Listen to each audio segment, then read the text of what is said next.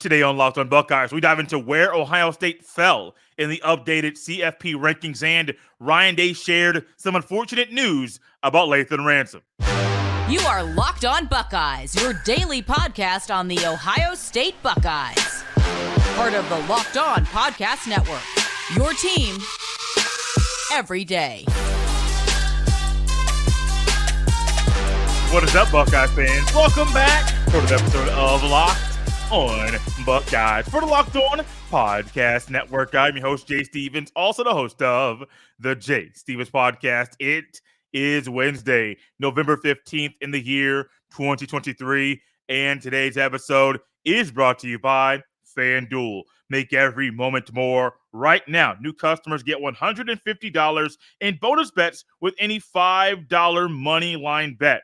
That's $150 if your team wins. Visit FanDuel.com/lockedon to get started. During today's episode, we will discuss the unfortunate news that Ryan Day shared about Lathan Ransom and stock up, stock down.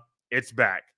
But first, we all knew there was a chance, maybe not a big chance to some, but there was a chance that Ohio State might fall in the college football playoff rankings after the Georgia Bulldogs beat Ole Miss over the weekend. The final score, Ole Miss was number 10. Georgia was number 2. Final score is 52-17. That's a wide margin. And I don't care if you're on the road or at home. I don't care who it is. I don't care if you're playing Alabama. I don't care if Georgia's playing Georgia State. Don't really matter. If you beat anybody 52-17, you're doing a lot of things right. The committee saw that. Committee looked at the data. Committee looked at the schedules. And when breaking down the poll and deciding where each team would fall, Georgia was number 1 in this week's ranking. Ohio State's number 2. And some of you may have been wondering, why was it not at the normal time like it was over the past couple weeks? Well, college basketball had their early season Champions Classic, and I believe the teams that play, Kansas and Duke, Michigan State, and Kentucky, those 4 teams have a contract and they play early in the season every single year in college basketball. And the CFP says, hey, how about we, and ESPN as well, I mean, it's marketing, how about we move the ranking to in between the 2 college basketball games so that we could draw more attention to college basketball early in the season. I think it's phenomenal marketing for the college basketball side and also for ESPN, as they do a lot of coverage for college basketball every single season. I don't always like it because, well, I don't normally stay up late, but I understand where the marketing and why ESPN made that move. Going forward, it'll be at 7 o'clock, and I do believe the final CFP ranking after the conference championship games, I believe the date would be December 3rd. I believe that one's at 12 noon. So no more 9 o'clock, 9:15 rankings being released. So it'll be 7 o'clock until 12 o'clock, 12 o'clock being the final ranking that's going to be released on December the 3rd. 10 through 1. You hear me say where Ohio State fell. Who else is in the top 10? Who would be in the playoff if the playoff were right now at this point in the season? 10, Louisville. Number 9, Missouri. Number 8, Alabama. Number 7, Texas. Number 6, Oregon. Number 5, Washington. 4, Florida State. 3, Michigan. 2, Ohio State. And number 1 is Georgia. There are 5 undefeated teams in the top 5. Yes, all 5 of those top 5 teams are undefeated. And so I'm going to be curious to see how things fall, how teams play over the next few weeks. When the committee says that the totality of Georgia's schedule is why they boosted it, is a reason why they boosted Georgia over Ohio State, I'm not going to knock it and say it's false. I'm not going to go there. But let's stack up schedules, ranked wins, margin of victory, and let's see exactly where everything fell. Ohio State has a road win at the then number 9 team in the country, Notre Dame. Final score 17-14. Ohio State has a home win over the then number 7 team in the country, Penn State, 20-12. Might I add, Penn State is currently number 12 in this week's CFP rankings, which is huge. It definitely boosts the Buckeyes' resume that Penn State is viewed as one of the top 12 teams in the entire country right now. After the Penn State win, you go on the road to Madison, Wisconsin. You beat the Badgers 24-10. Not really sure how the committee views that Rutgers win, 35-16. It was also on the road. Rutgers is not that good. Now, the two-headed monster of Gavin Wimsatt and Kyle Monungai, that was, man, that gave the Buckeyes defense a little nightmare at times. But that's how that schedule looks. Now, the Buckeyes also have wins over Youngstown State, 35-7. Indiana on the road, 23-3. Maryland, 37-17. Wasn't that good. Purdue's not that good. Michigan State's trash. So, like, they have wins, some wide margin wins. But ultimately, the Buckeyes' schedule, we all know it ain't that strong. Georgia's really it neither. But here's how their schedule stacks up that the committee is looking at. Georgia went on the road to Auburn, beat the Tigers 27-20. Georgia beat Kentucky, the then number 20 team at home, 51-13. Georgia, in a neutral site down in Jacksonville, beat their rival, Florida, 43-20. And back-to-back weeks. So you had the Florida win Halloween weekend. You follow that up with a home win over Missouri, the then number 14 team in the country, 30-21. After that Missouri win, you follow that up with a win at home over Ole Miss, 52-17. Now, you have another test next week. It's 3 ranked games in a row. I believe it is going to be 5 and 7 games, if my math is working correctly. No, 4 and 6 games. There you go. They want to play 4 ranked teams in 6 weeks, 6 games, which is huge. Like, that's definitely something that the committee is looking at. This coming week, Georgia goes on the road to Knoxville to play Tennessee. And the following week, they're at Georgia Tech to face the Yellow Jackets, the final regular season game of the season. So I completely understand, and ultimately I agree with the committee as far as why they say the totality of Georgia's schedule is why they jumped Ohio State. In my top 10 or my playoff rankings, I wouldn't have Ohio State number 1 either. I might have them over the Wolverines, but I'm not having them over Georgia.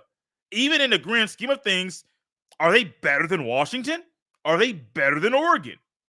I understand what the record says about Oregon.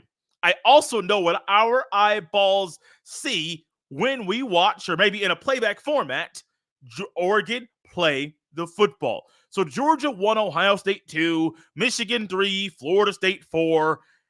Wouldn't shock me if over the next couple weeks you see Florida State move behind and Washington jump Florida State, or maybe even Oregon jump Florida State. Why? Because at some point you got to think even a one-loss team in Oregon might be better than the undefeated teams, or one of the undefeated teams that is currently ranked higher than them. Do you agree or disagree with the committee? Do you think Ohio State's the number 2 team in the country? Do you think Georgia should have jumped Ohio State in this week's college football playoff ranking? Leave your comment in the show on the YouTube. Leave a 5-star review with a comment there as well. Tweet at me at jsteven07, or I don't know what it's called now. I know it's not Twitter, but we're so used to saying tweet at me. What is it? Post at me or send something my way? Not sure. We'll figure that out over the next few weeks. Unfortunately, Ryan Day shared some unfortunate news about Lathan Ransom. You might be wondering what it is. I'll unveil that sad news next on Locked On Buckeyes.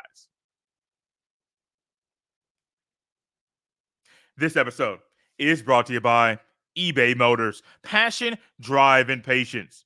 What brings home the winning trophy is also what keeps your ride or die alive. eBay Motors has everything you need to maintain your vehicle and level it up to peak performance. From superchargers, roof racks, exhaust kits, LED headlights, and more, whether you're into speed, power, or style, eBay Motors has got you covered. With over 122 million parts for your number one ride or die, you'll always find exactly what you're looking for. And with eBay Guaranteed Fit, your part is guaranteed to fit your ride every time or your money back. Because with eBay Motors, you're burning rubber, not cash. With all the parts you need at the prices you want, it's easy to turn your car into the MVP and bring home that win. Keep your ride or die alive at ebay.com eBay.com/motors. eBay guaranteed fit. Only available to U.S. customers. Eligible items only. Exclusions apply. Thank you for making Locked On Buckeyes your first listen or first watch of every single day. If you'd like to continue this conversation about Ohio State and where they fall in the CFP ranking outside of the space of the podcast, head to subtext.com/Locked On Buckeyes. So every Tuesday, it seems like Ryan Day is discussing news about injuries. Heard some things about Tommy Eichenberg recently and Joshua Proctor recently, and even got a little update on Mike Hall recently, and had to hear Ryan Day talk about Kyle McCord and slightly talk about that ankle and Devin Brown. He got his injury got aggravated before the Michigan State game, and having to talk about Denzel Burke and Mayan Williams and Travion Henderson and Chip Trainum. And why am I going that far and saying all those names?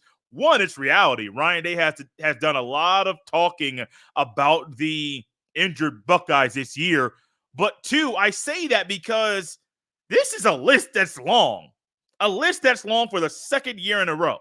And I have not gone back in my notes and tried to compare and contrast this year's injuries compared to last year's injuries. But, man, it is a long list. It is happening once again. Not sure why it's happening in Columbus, but, man, this is annoying. The Lathan Ransom injury is one that everybody wants to hear about when Ryan Day talks about it, which is why not only do we want to hear about it, the news hit a little bit hard when Ryan Day discussed Lathan Ransom's injury during his recent presser. Ryan Day said, without saying these words, Lathan Ransom's not eligible to play and will be out for the remainder of the regular season. Yes, there's a thought and there's a hope that he'll be able to come back for the Michigan game, but that's not likely. That's a tough blow, man.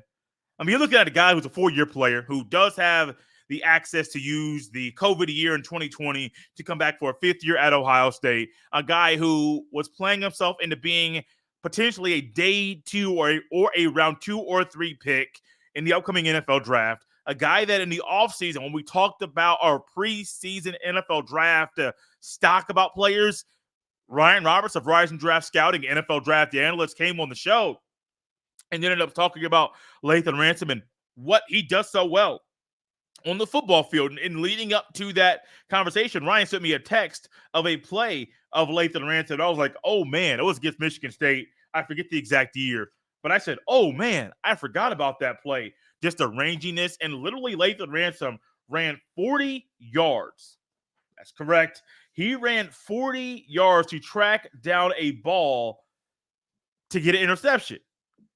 And one thing we have learned about Lathan Ransom over the past couple years, not only can he be rangy and pass coverage, man, he has an expertise at being a strong safety and being a good run stopper, getting in the run fits and doing what is needed at his level of the defense to come down, make big hits, and to slow down any rushing attack that the other team has.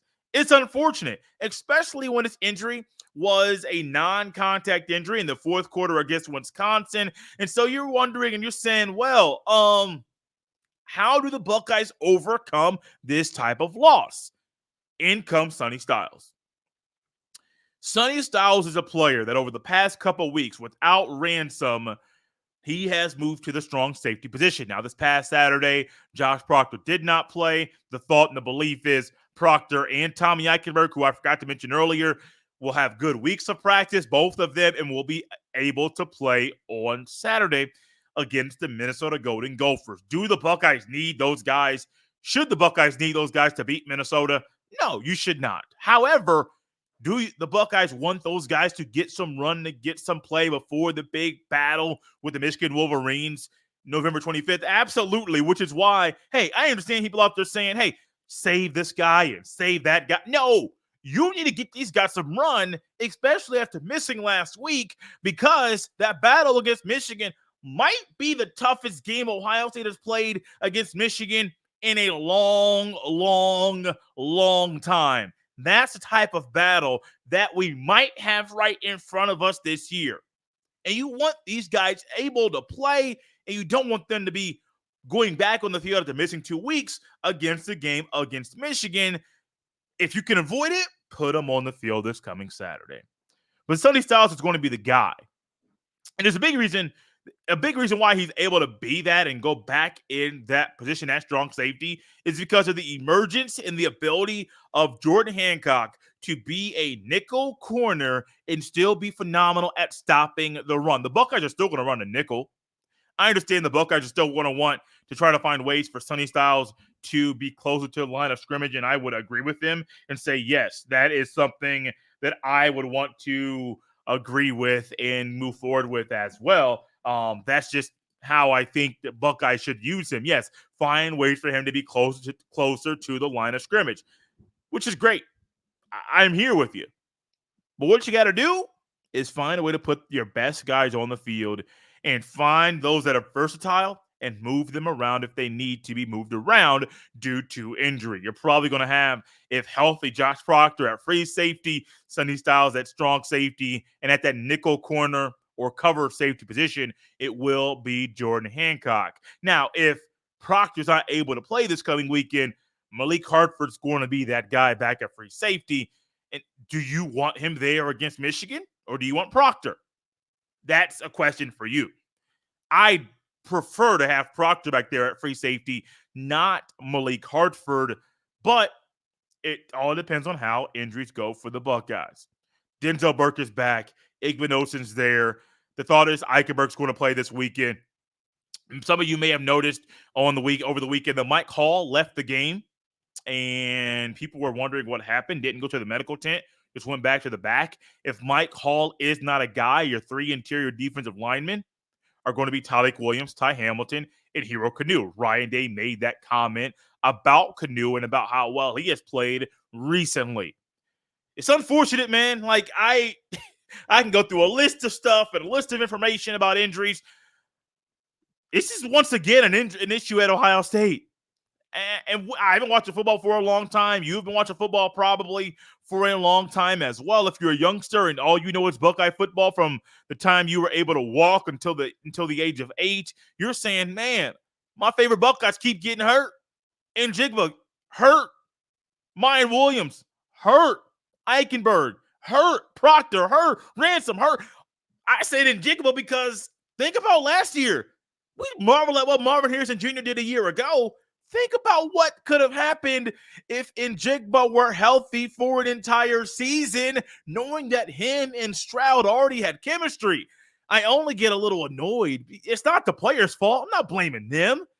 I know injuries happen, but I think it's proper to ask, why are so many guys getting hurt back-to-back seasons? Say, man, it's a grueling schedule. Yeah. It's 12 games every year. It's the same thing. Sometimes you got better teams in your schedule. Sometimes you have worse teams, but it's the same thing every year. 12-game regular season, capped off by the battle with the Wolverines, potentially a Big Ten championship game, definitely a bowl game because it's the Buckeyes, and potentially a place in the Natty. Potentially 15 games, at minimum 12. You can play and prepare for the 12, maybe 13, maybe 14, maybe 15. Why in the world? Well, definitely 13, excuse me. Why are so many guys getting hurt every year? It's a valid question to ask. I don't have enough medical expertise to try to diagnose the issue. I hope somebody does, because I don't think this wants to be a narrative Ryan Day has over the next few years as he is Ohio State's head football coach. Stock up, stock down. It was away for a couple weeks, but now it's back. We'll dive into that next on Locked On Buckeyes. This episode is brought to you by FanDuel Sportsbook. Score early this NFL season with FanDuel, America's #1 sportsbook. Right now, new customers get $150 in bonus bets with any winning $5 moneyline bet. That's $150 if your team wins. If you've been thinking about joining FanDuel, there's no better time to get in on the action. The app is so easy to use. There's a wide range of betting options, including spreads, player props, over-unders, and more. If you're a betting person and you're curious what the lines are for Saturday's game against Minnesota, The current odds, Ohio State is 27.5-point favorites over the Gophers. I'd go with the over. The over-under is 48.5. You tackle that if you want to. Visit FanDuel.com/lockedon and kick off the NFL season. FanDuel, official partner of the NFL. Thank you for making Locked On Buckeyes your first listen or first watch of every single day. Stock up, stock down. And you already know Harbaugh's going to find his way in this conversation at some point. We'll tell you where that is next. Stock up on Kyle McCord. That young man's getting better. That young man has been phenomenal. That young man played a phenomenal game against Michigan State. And there was a previous game this year where people were being critical of Kyle McCord. Ryan Day said, hey, McCord would have graded out as a champion if it weren't for a couple issues that he had on the field. Only issue maybe that he had over the weekend was that he wasn't 100% completing every single pass that he threw. That may be it. Because that man, he was dialed in, he was locked in, he was throwing the ball to where only his man could catch the ball, throwing it, and the ball placement has gotten a whole lot better over the past 4 to 5 weeks. Kyle McCord, man, I'm glad he is QB1 in Columbus. Some of y'all don't like that statement. Oh, well. Stock up on Hero Kanu. Now, I wasn't really planning or even thinking about Hero Kanu potentially playing a bigger role at this point in the season. No. I knew coming in, Mike Hall was a dude. I knew Tyleik Williams is a dude.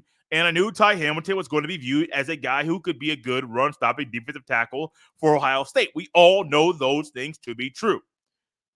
But one thing I didn't factor into it, and I probably should have, who's next in line? And if I thought about who's next in line, I did not think or even have it cross my mind Hero Kanu at this point in the year would be the 4th defensive tackle for Ohio State at this point in time. Yeah, they could potentially slide JT over to the inside or Jack Sawyer over to the inside, but wouldn't you rather have a guy that's at 300 pounds and moves quickly and is good at interior defense over a guy who's 270, 275, whose expertise is on the outside, not on the inside?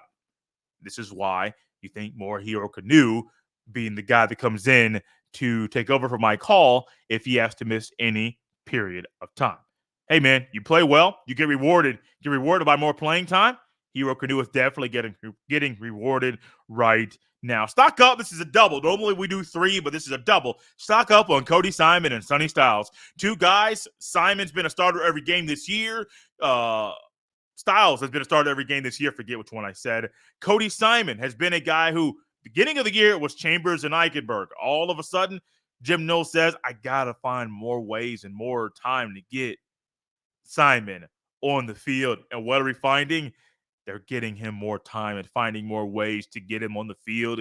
Both of these guys playing bigger roles for the Buckeyes defense, which is why they're coupled together. Cody Simon, more of a starting role with Eichenberg out. Also, Cody Simon, another guy who could take advantage of that extra year due to the COVID. So if you see Simon decide to stay in school, that's why. Ransom, if he just decides to stay in school and not go to the NFL, has another year due to the COVID, might as well use it while you can. Stock down on injuries. And I harped on it a little bit. This is annoying. And I'm not going to harp on it a lot because I only got one more for stock down. Really got 2. Stock down on the injuries, man. They're getting old. They're getting really, really old. And I would love for somebody who has medical expertise to dive into what is going on at practice or what the players are eating or something to figure out why is it happening once again. Stock down on the Big Ten. Now, we touched on this Monday, but not on this portion of the show, the stock up, stock down segment. The Big Ten, why in the world would you release a punishment? And I don't care if it's to Michigan or to Ohio State or to Maryland or whoever. It don't matter who it's to. Why in the world would you release a punishment Friday afternoon when the person being punished is flying to the next game that they're playing on the very next day? It doesn't make any sense at all. But that's what the Big Ten wanted to do. Tony Petitti put himself in a really bad spot. One, I don't believe it's the final punishment for Michigan and Jim Harbaugh. Two, the timing of that could have been worse. But that was one of the worst times to hand out a punishment. Hand it out Thursday afternoon. Hand it out Wednesday morning.